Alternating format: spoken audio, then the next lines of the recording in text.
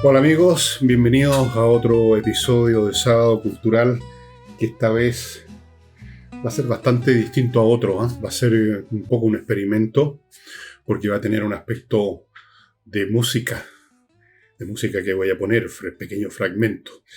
Eh, para mí la música es lo más importante después de mi familia. La música ha sido esencial para mí mentalmente, espiritualmente, desde la más tierna infancia. Hay un libro que escribí, que lo tienen disponible en mi tienda, Momentos musicales en yo menor, ahí estoy yo de guagua. Y la música para mí fue tan importante que tenía que escribir este libro. Y empieza precisamente de esta manera. Voy a leerle 2 o 3 líneas nada más y después les explico por qué. Dice aquí: lo que relataré sucedió en el otoño de 1952. Tenía 3 años y 1/3 de edad y habitaba ese paraje maravilloso en el que no se sabe nada y con deslumbramiento se percibe y registra todo. Bueno, y sigue ahí. Y ese fue el momento, en una visita que hice a un fondo donde estaba mi padre, donde escuché un fragmento musical, o la pieza entera, pero yo recordaba un fragmento musical de una pieza de George Gershwin, Un americano en París. Y fue tan fuerte la impresión que tuve, que especialmente un fragmento donde hay unas ciertas armonías que se me quedaron pegadas por años, y en esa época en que nosotros no teníamos disco, no había internet, no había nada, había una radio, en cada casa de clase media había una radio cuando mucho, y pasaban los años y yo trataba de desentrañar de dónde venía esa música, quién la había compuesto, de qué se trataba. Me tomó años saber que era Un americano en París de George Gershwin. Para mí la música fue muy importante en todo y hasta el día de hoy es así. Pero la música es importante no solo para mí, para muchas otras personas también, los músicos desde luego, sino que para las colectividades o algunas piezas musicales han sido muy significativas en algún momento dado y de eso voy a hablar. En otras oportunidades, un evento musical ha tenido una resonancia legendaria a lo largo del tiempo y yo voy a tocar algunos de estos elementos, tanto colectivos como personales, que están asociados con la música. Bueno, desde luego, la música estaba presente por lo menos, en las actividades militares de los griegos de la antigüedad clásica. Había una cosa que se llamaba el peán. El peán era un canto coral muy solemne, acompañado por algunos instrumentos como la lira o el aulos, dedicado originariamente al dios Apolo, que se entonaba antes de una batalla, cuando los ejércitos estaban frente a frente, en esa época en que se luchaba así, de esa manera, con arma blanca. Se entonaba como una invocación a la victoria, un llamado a Apolo a que protegiera el ejército, y con eso además a la gente se la electrizaba y se les ponía en la postura psicológica que se necesita para una batalla, el peán.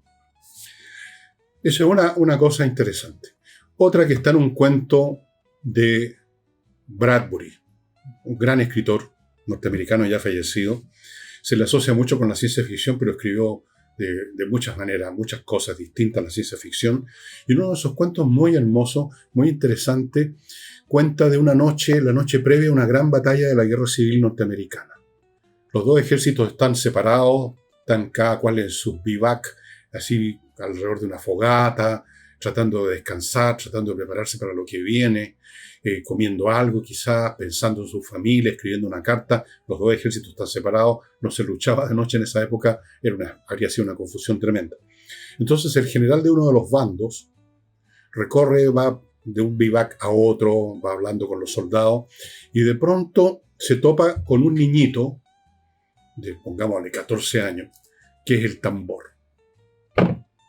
Y el general le dice: tú eres el más importante. Mañana vas a ser el hombre más importante cuando ataquemos. Porque con el redoble de tu tambor, tú vas a electrizar a nuestros hombres, vas a hacer que sus músculos estén más firmes y van a poder resistir mejor el pánico y el dolor de las heridas. Sin tu música esto sería una carnicería indescriptible. Y el redoble del tambor, que ustedes habrán visto en 1.000.000 de películas de esas en que se retratan estas batallas, en que avanzan las filas de fusileros que se van a disparar a muy corta distancia, el redoble del tambor era para mantener no solamente el orden de la marcha, por su rítmica, sino también para mantener electrizados los espíritus, para mantenerlos en la condición necesaria para lo que iba a ser el enfrentamiento con la muerte. Eso era típico en las batallas de la antigüedad, ahora ya eso no ocurre, pero fíjense que quedan algunos retazos de esta asociación entre alguna música, alguna canción y la guerra. En la Segunda Guerra Mundial se hicieron famosas varias canciones. Una, la que cantaban los alemanes, que ustedes la deben conocer, es Lili Marlene. Lili Marlene. Había otra que yo les voy a mostrar, que se cantó en las filas aliadas, especialmente los ingleses, el año 40, 39-40, cuando todavía no se desencadenaba la ofensiva alemana de mayo de 1940 en Francia. Y es una... Espero que la puedan escuchar, la tengo acá simplemente en el computador, en YouTube. Voy a ponerles un pequeño pedacito para que... Esto era lo que cantaban para entusiasmarse, para sentir que iban a ganar, etc. Es esta.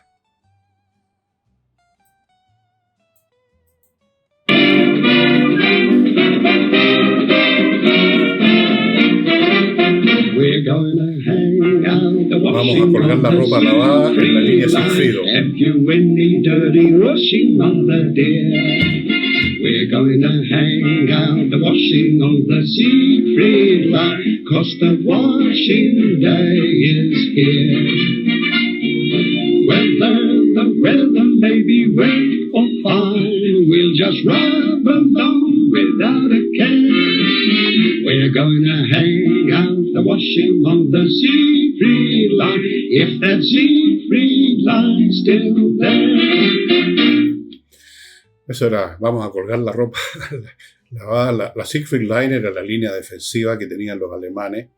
Naturalmente no colgaron la ropa en la Siegfried Line porque fueron los alemanes los que atacaron y destruyeron el dispositivo aliado en ese año. Eso es una canción. Había otra que se usa en Chile para otros motivos, una marcha alemana que se llama Erika, que la cantaban generalmente las tropas, los tripulantes de los tanques. Era una canción de los tanquistas. Pero hay muchos otros eventos en que la música está asociada con un evento, con una personalidad, con una costumbre, bueno, las canciones nacionales, desde luego, tienen que ver con nuestra colectividad, etc. Pero antes de contarles más de esto, porque hay mucho y tengo algunos otros trozos musicales, les quiero recordar que los fines de semana el programa está presentado por Neuromed Lab, este laboratorio chileno que está produciendo estos productos que están aquí detrás mío, el Neuro 300, para fortalecer los procesos cognitivos, va a estar con la memoria más alerta, digamos, no se les va a olvidar todo, va a estar más concentrado, va a funcionar mejor su intelecto. Y el otro producto es Tau Plus para fortalecer su libido, su energía vital, para que cada mañana se levante con más ímpetu, con más ganas de hacer cosas, con más vitalidad, y en la noche se acueste con más vitalidad también para aquello otro cuando se pueda, cuando se deba, como sea. No es instantáneo el efecto, pero evidentemente que esto es acumulativo. Eso es Neuromed Lab. Y vamos a un episodio que tiene que ver, se supone que es legendario, pero me parece a mí que no tan legendario, que hay una parte real. Ustedes saben que uno de los grandes monarcas que tuvo Prusia fue Federico el Grande, Federico II el Grande, un hombre muy inteligente, muy capaz, muy culto, muy refinado y músico. Compuso música y buena música, y por supuesto tocaba bien varios instrumentos, uno de ellos la flauta traversa, que se toca así. Y un día invitó a la corte al gran Johann Sebastian Bach. Era grande, para nosotros más grande de lo que era en esa época. En esa época se le consideraba un músico importante, muy competente, pero en fin, lo invitaron. Lo invitó el rey. Llegó a la corte Johann Sebastian Bach. En la corte estaba en Potsdam y le toca en su flauta un tema muy hermoso, muy cortito, y le dice, bueno, le dice Bach, me dicen que usted sabe improvisar, ¿por qué no usa este tema y hace alguna improvisación? ¿Cuál era el tema? Se los voy a poner tocado en flauta precisamente, si es que lo tengo por alguna parte, por aquí. Vamos a ver.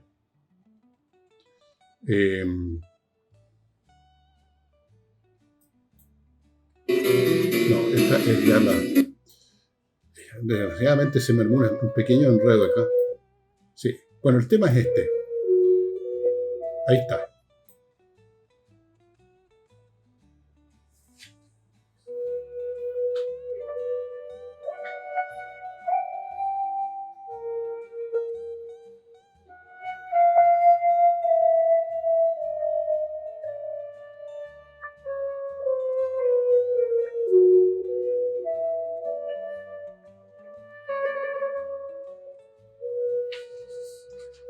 Ese fue el tema.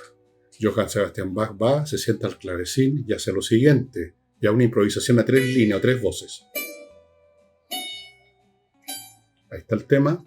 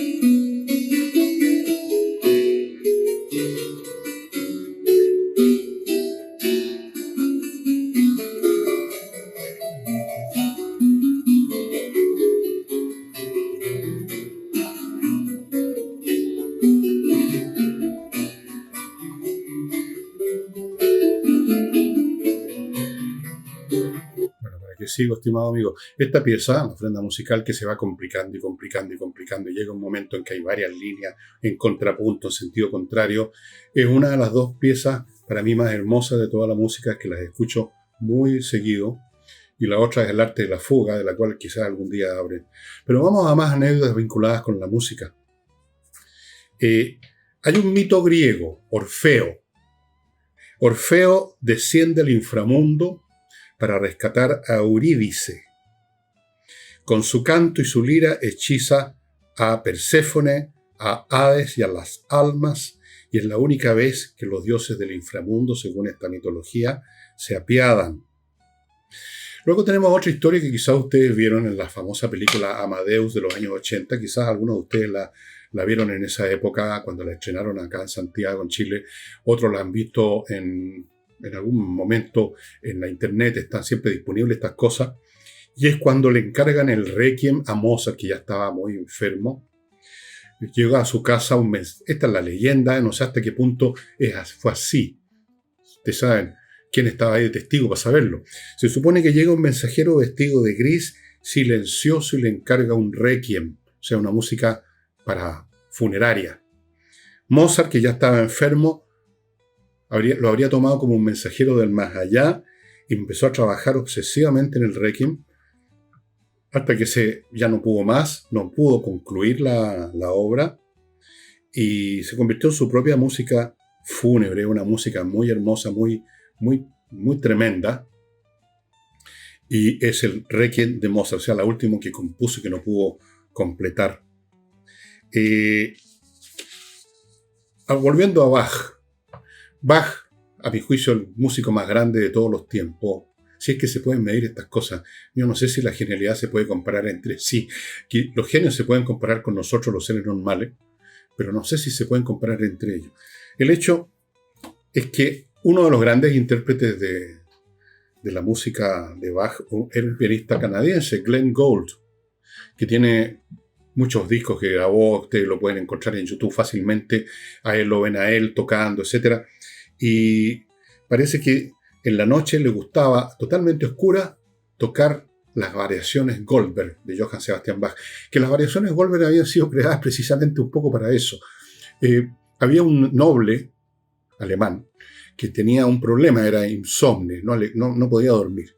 Y tenía un músico que se llamaba Goldberg, que para hacer algo en la noche le tocaba. Entonces le encargaron a Bach que escribiera una pieza que fuera lo suficientemente compleja para mantenerlo concentrado. Y ahí vienen las variaciones Goldberg, se llaman variaciones Goldberg por el pianista, por el clavicenista Goldberg, y porque son variaciones, o sea, una de las especialidades de Bach, como lo que vimos en la ofrenda musical, y que entre paréntesis se llamó ofrenda musical, porque después de esa improvisación que hizo en el clavecín Bach delante de Federico II, que ustedes escucharon un pedacito, se fue y volvió tiempo después con un regalo para Federico II, que era todas las improvisaciones, cada vez más complicadas, como les dije, una ofrenda, un regalo. Bueno, en este caso había un tema, el tema de las variaciones Goldberg es muy hermoso también, y se van complicando y se van complicando y se van complicando, y siempre de una belleza estratosférica, o sea, divina. Este hombre, si Dios compone música, se llama Johann Sebastian Bach.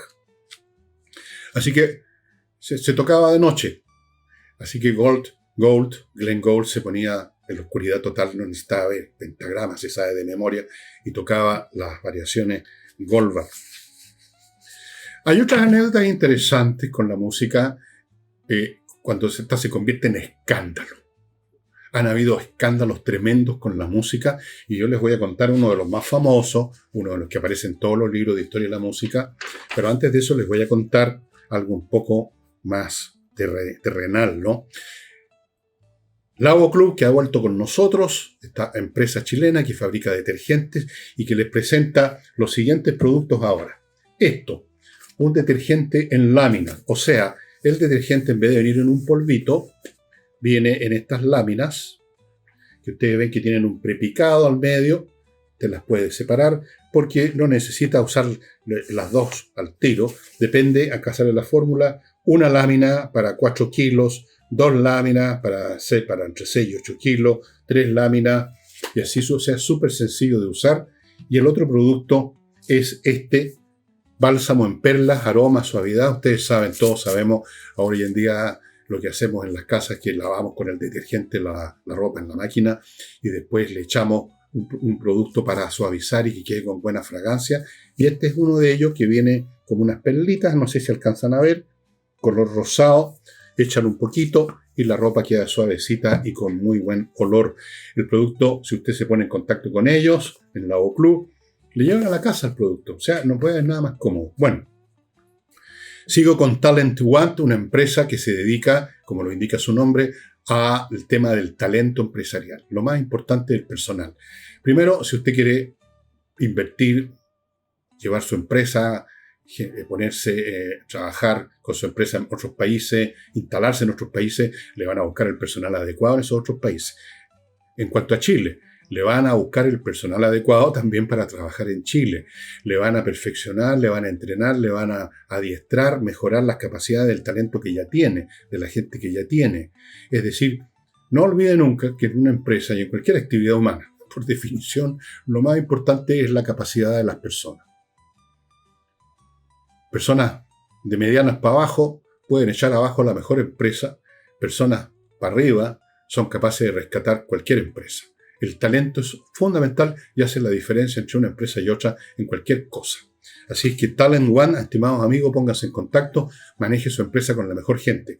Sigo con el suplemento Vito, ya sabéis, es un suplemento alimenticio para sus mascotas, una cucharadita en el alimento común y corriente, en los pellets normales, y se convierten en un super premium que va a tener a sus mascotas en mejores condiciones de salud, contentos, todos contentos.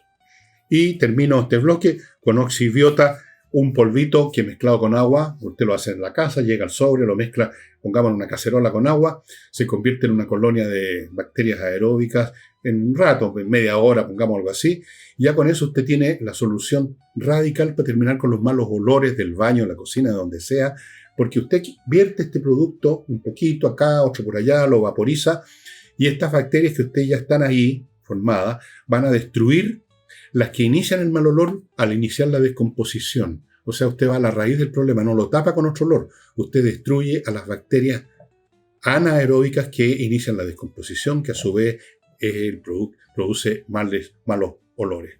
Estimado amigo, el efecto es duradero, dura meses.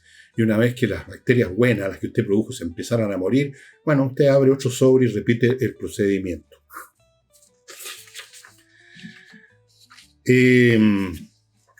Bueno, un escándalo fenomenal se produjo en 1913 en París, cuando el más grande músico, creo yo, pero también es difícil hacer comparaciones, hay otros grandes músicos, el más grande músico aparentemente del siglo XX, Igor Stravinsky, ruso, estrenó en un teatro en París una obra que se llama La consagración de la primavera. Bueno, la música era tan totalmente diferente a todo lo que se conocía en ese momento en todo aspecto. Las estructuras rítmicas eran complejísimas. Estoy hablando de metros rítmicos de 14/15 o 9 octavos, cosas complicadas. Las armonías, el ballet, porque era un ballet. La consagración de la primavera se puede tocar, por supuesto, en la pura música, pero era un ballet, se presentó como ballet y los bailarines no eran los típicos, las señoras así con el tutú y las patitas haciendo las mismas cosas y los saltitos, sino que eran unos tipos disfrazados como de cavernarios, tirándose de guata al suelo. El tipo de cosas que uno ve en el ballet de ahora, pero no en el ballet de esa época, de 1913, quedó la crema, empezaron los gritos, empezaron a volar las hortalizas, hay gente que se agarró puñetazos, gritos, risas, otros aplaudían, los músicos no podían, los músicos apenas podían seguir las órdenes del conductor que se agitaba tratando de marcar esos ritmos complicados, los bailarines no sabían si seguir bailando, salir arrancando, quedó, para decirlo en castellano, la cagada. Fue uno de los escándalos más grandes de toda la historia de la música. Después, evidentemente, pasó lo contrario. Es un poco lo que pasó con los impresionistas que yo les he contado en nuestro programa pasado, que se reían de ellos y después se convirtieron en los grandes impresionistas, los grandes pintores, todo el mundo le empezó a gustar el impresionismo. Bueno, llegó un momento en que la consagración de la primavera empezó a instalarse, empezó a ser vista de otra manera, escuchada de otra manera y se convirtió ahora en lo que es una pieza del repertorio musical, la consagración de la primavera. Nadie se cae de espalda y se pone a tirar lechuga, digamos, cuando escucha hoy en día la consagración. Pero en ese momento fue un escándalo impresionante. Algunos músicos colegas de Stravinsky fueron al estreno y no les gustó mucho tampoco. O sea, se miraban, no tiraban cosas al escenario, pero se miraban así como diciendo, ¿qué es esto? ¿Qué es esto?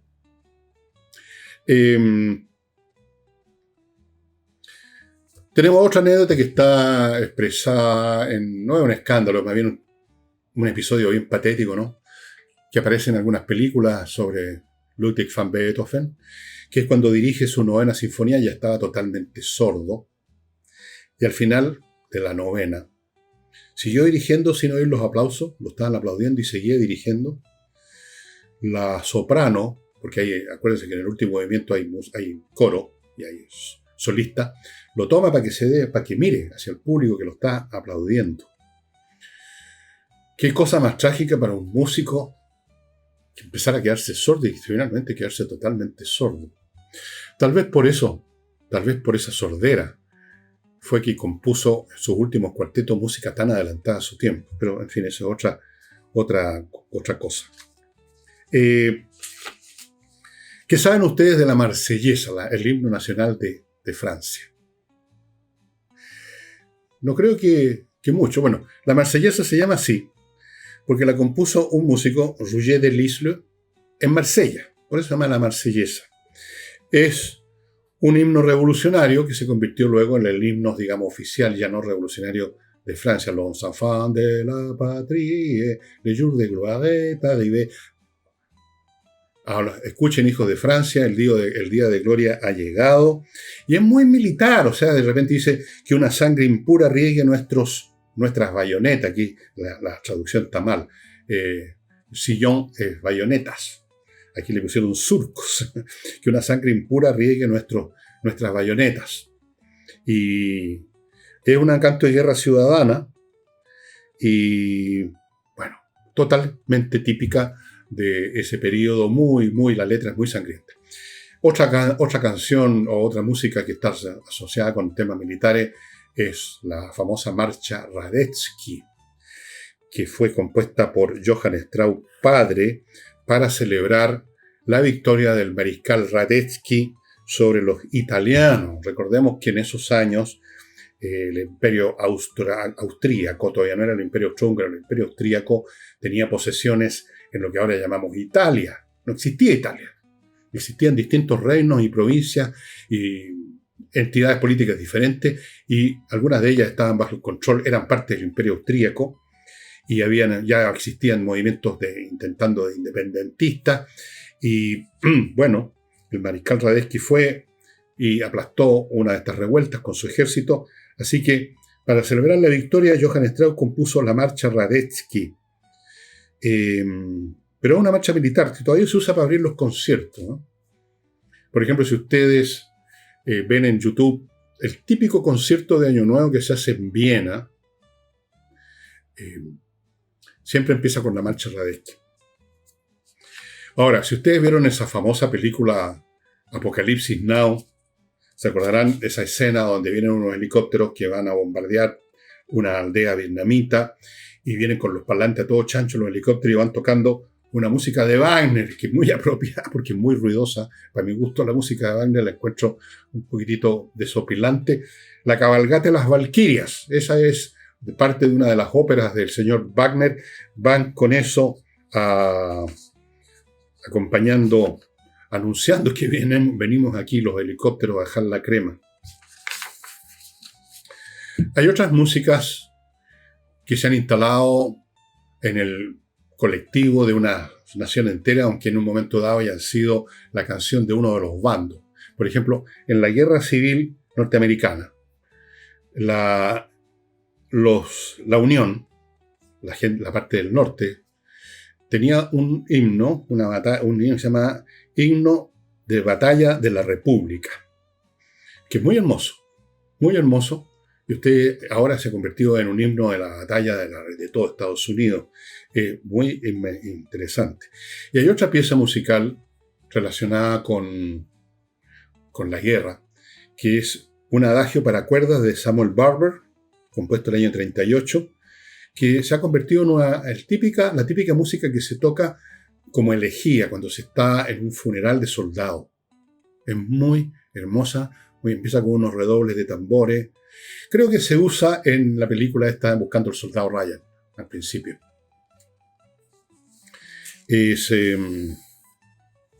Bueno, hay mucha música así asociada a eventos militares. Hay mucha música asociada a escándalos.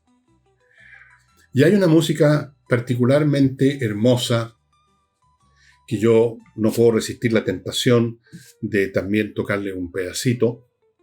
Pero antes de eso, y les voy a contar la historia de esa música, porque si yo tuviera una máquina del tiempo y pudiera ir a algún lugar del pasado y a algún momento del pasado, sería a ese que les voy a contar. Pero antes les quiero recordar, amigos, 3 cositas nada más. Si usted va a construir o remodelar en el sur de Chile, en la región de los lagos o en la región de los ríos, no se olviden del arquitecto Diego Sándor, que ya les he mostrado fotos, no son muchas, pero se las he mostrado, de cómo diseña los interiores y los exteriores, la fachada de las casas, la estructura de las casas.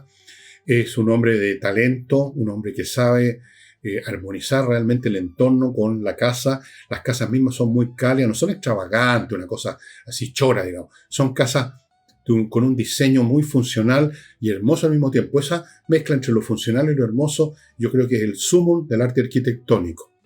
Y él la aplica también en las remodelaciones. Así que ahí están los datos para que lo ubiquen. Si usted está pensando en construir o remodelar allá en la zona sur, piensen en Diego Sándor. Continúo con MKI, Marketing Industrial. Esta es una empresa de marketing que se dedica a que sus productos industriales tengan demanda. No solo sean conocidos, no solo la gente sepa que existen, sino que los compren, que se conviertan en una necesidad de la empresa, de otra empresa. Y para eso se requieren una serie de técnicas de marketeo que no son simplemente decir, aquí está tal producto, es mucho más que eso, y tiene resultados, estimados amigos. Y les voy a contar ahora de Rosa Bergamota. Rosa Bergamota es una empresa chilena que ustedes ubican en rosabergamota.cl, que se dedica a producir cosméticos, artículos de belleza o de higiene personal como el champú. Tiene champús, cremas, fragancias, rolón, o sea, desodorante.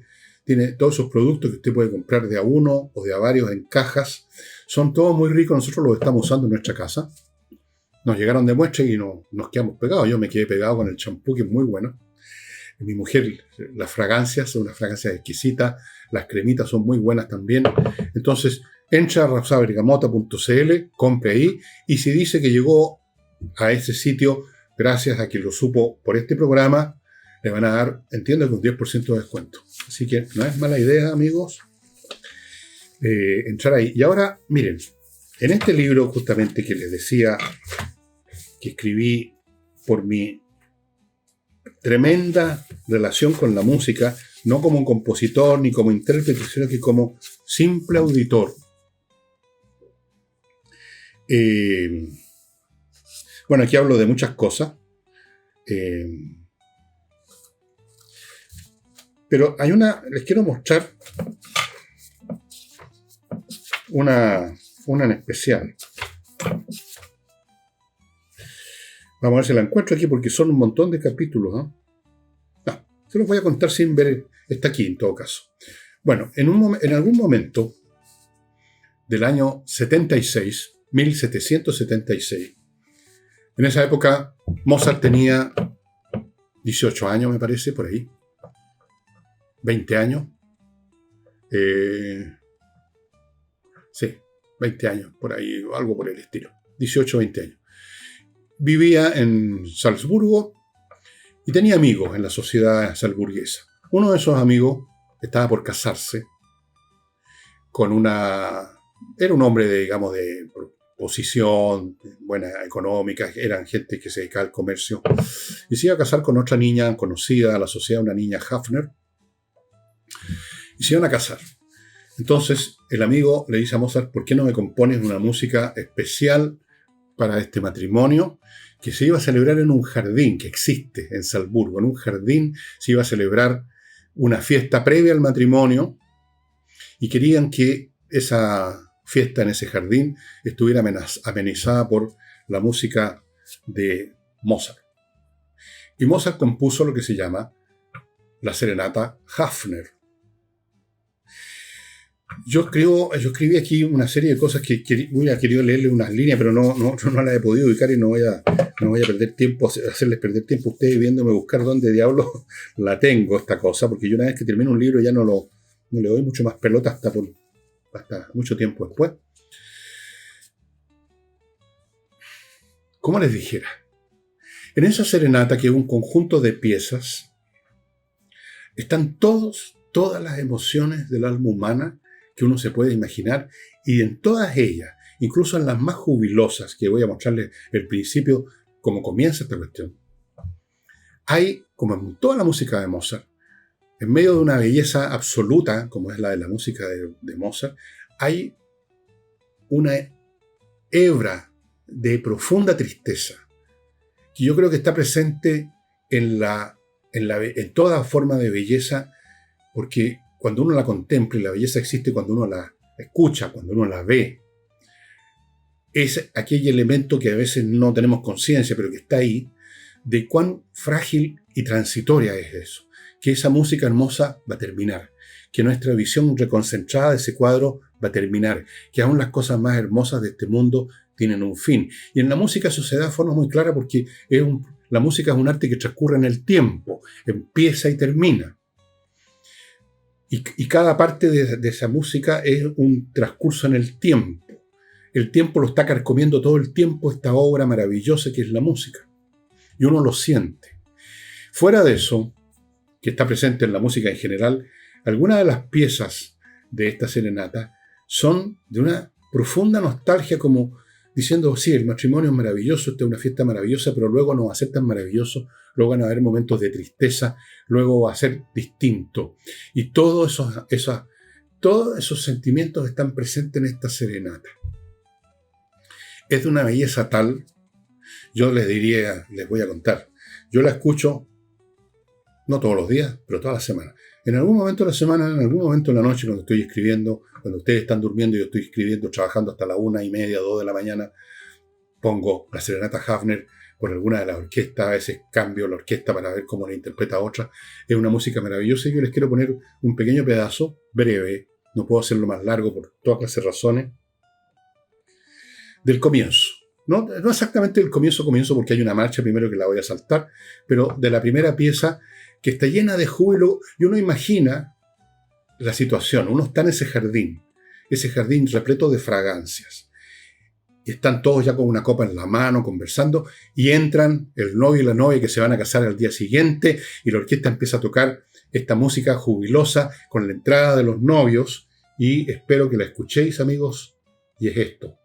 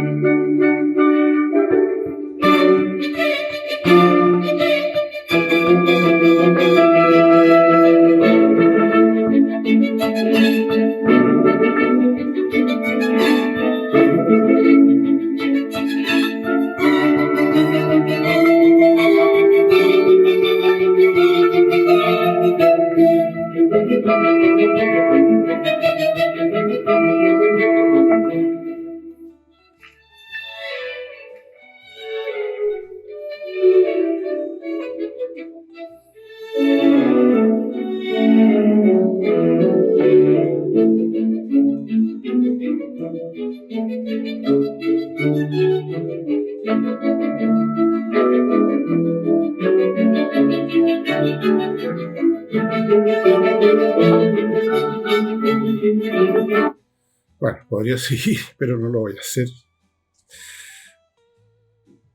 Cuando uno escucha música de este nivel,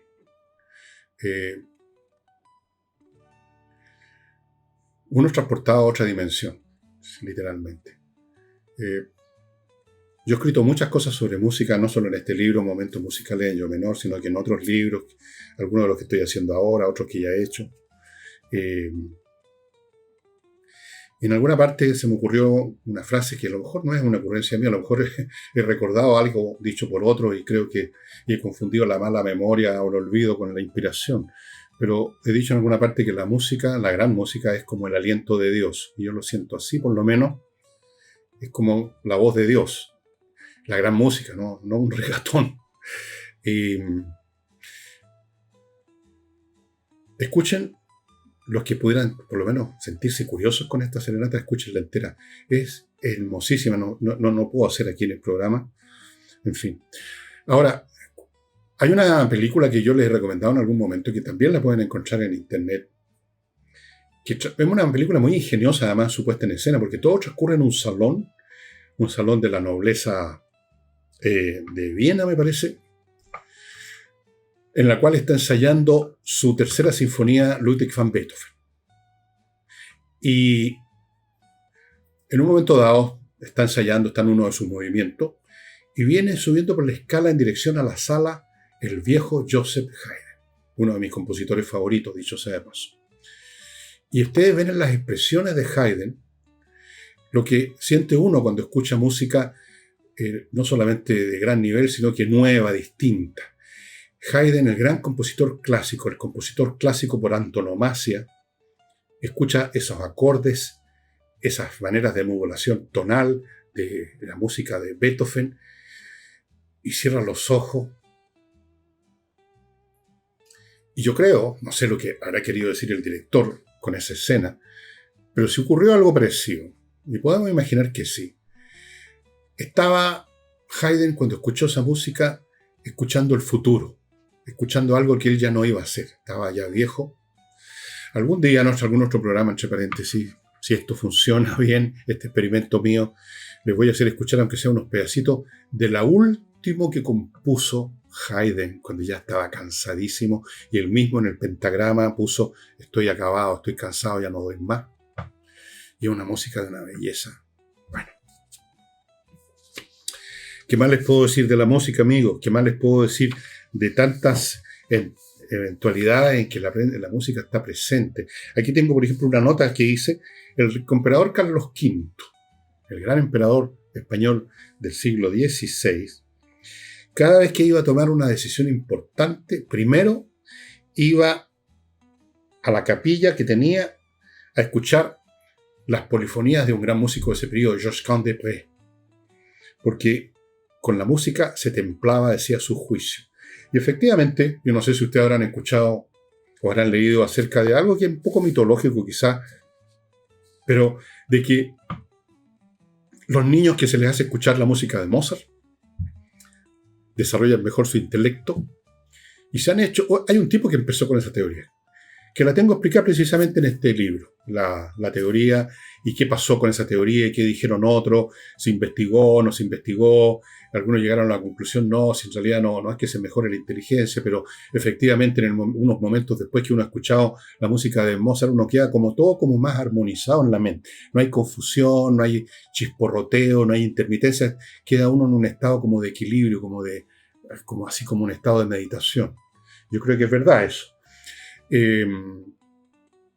Entonces, nada raro que el emperador Carlos V iba a escuchar la música de Georges Candé, polifonía, o sea, varias líneas musicales que van entrando en relaciones. Bueno, lo que hacía Bach en la ofrenda musical que les mostré, pero les mostré solo el principio, que eran 3 voces nada más. Hay un momento en que hay 6, 7, 8 voces entrecruzando. Ustedes dicen, ¿cómo uno puede escuchar eso? Se puede, con práctica uno va detectando las distintas líneas y además de eso detectando sus relaciones armónicas, sus relaciones de tono.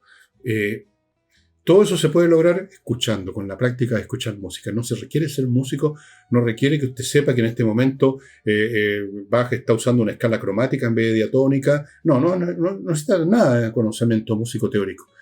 Simplemente oído, simplemente concentración. Y con toda razón, Nietzsche decía, el filósofo Nietzsche, que si no hubiera música no vale la pena vivir. Y yo pienso exactamente igual. Sin música, yo prefiero quedar ciego que quedar sordo, en otras palabras, pero 1000 veces. La música, amigos. Y no quiero terminar el programa sin poner una música que tiene mucho que ver con nosotros los chilenos.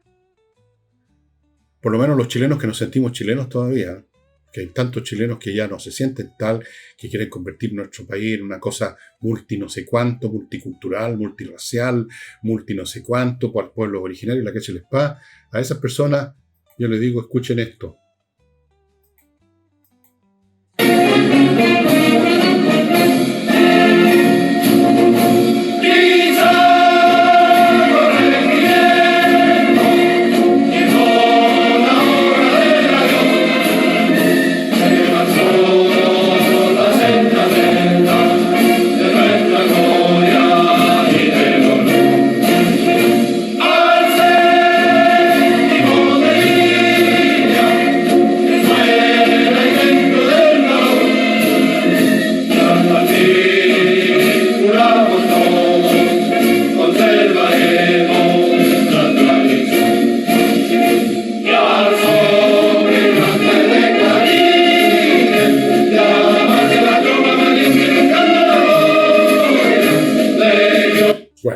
Que sigo. Es una hermosa canción, dejando de lado el tema que está asociado con nuestras Fuerzas Armadas, nuestras guerras. Es una canción así, vista en puramente técnico, musical. Es una hermosa canción, una canción con sus complejidades, de repente sus modulaciones, sus cuestiones. Y a mí me gusta mucho. Adiós al séptimo de línea. Y bueno, amigos, vamos a terminar el programa. Y creo que ya les he contado de todas mis publicidades. Sí. Así es que, bueno, si están interesados en saber un poco más de anécdotas musicales, aquí, por ejemplo, en mi libro hablo de, obviamente, que parto con Gershwin. Tim Pat Alley, que era un lugar de Nueva York donde se vendían partituras musicales, y ahí empezó a trabajar Gershwin. Hablo de cómo llegué al jazz, de Stéphane Grappelli, el gran violinista de jazz francés. Hablo de Herr Mozart, por supuesto. ¿Qué han dicho los filósofos de la música? Hablo de música de películas. Hay algunas músicas de películas muy buenas. Hablo del escándalo fenomenal de Stravinsky, que les mencioné acá. La historia de un soldado, que es una música de Stravinsky. Hablo de mi querido Papa Haydn. ¿Por qué le decían Papa Haydn a Joseph Haydn? Hablo de Beethoven, por supuesto, de Bach, de la Sinfonía Júpiter de Mozart. El Jardín Encantado de Brahms, de Couperin, François Couperin. Les sons et les parfums, los sonidos y los perfumes, una pieza para piano preciosa de Debussy. En fin, eso, la música. Yo siempre cuando veo a una persona, yo sé que me deben considerar un metiche, un majadero, pero cuando veo sobre todo una persona joven escuchando porquería, les digo, le están revolviendo el mate, se están convirtiendo en idiotas. Escuchen buena música. Si al principio no entienden, no hay nada que entender, hay que escuchar. Escuchen un poco más y van a entrar en sintonía y cambia completamente la vida. Yo creo que yo no sería lo que soy, poco más o menos, o lo que sea, si no fuera por la música. Si no fuera por la música, tantos momentos tristes que uno pasa en la vida, no sé cómo uno los podría superar. Bueno, también ayuda el tinto, pero la música, sobre todo, desde Mozart hasta Haydn, hasta Bach, Stravinsky, Claude Achille Debussy, Maurice Ravel, Sergei Prokofiev, tantos, Vivaldi, Brahms, el gran Johannes Brahms. Hay tantos tesoros, una mesa, es como una mesa infinita, estimado amigo, repleta de manjares que los están esperando. Yo espero que, aunque sea uno de ustedes que tal vez nunca se ha metido en eso que llaman la música clásica, que la ponen como en un museo, una cosa inalcanzable, aburrida, triste incluso. No, hagan la prueba, estimado amigo. Bueno, eso sería todo por hoy. Espero que haya resultado, que no se escuche demasiado mal. Y nos estaremos viendo mañana con algún programa especial de 30 minutos, no sé todavía qué va a ser, pero como de costumbre voy a buscar algo que sea de interés para ustedes, que los entretenga, que los divierta, que los saque de lo cotidiano, como yo también trato de salir haciendo el programa. Muchas gracias, nos estamos viendo. Tan, tan.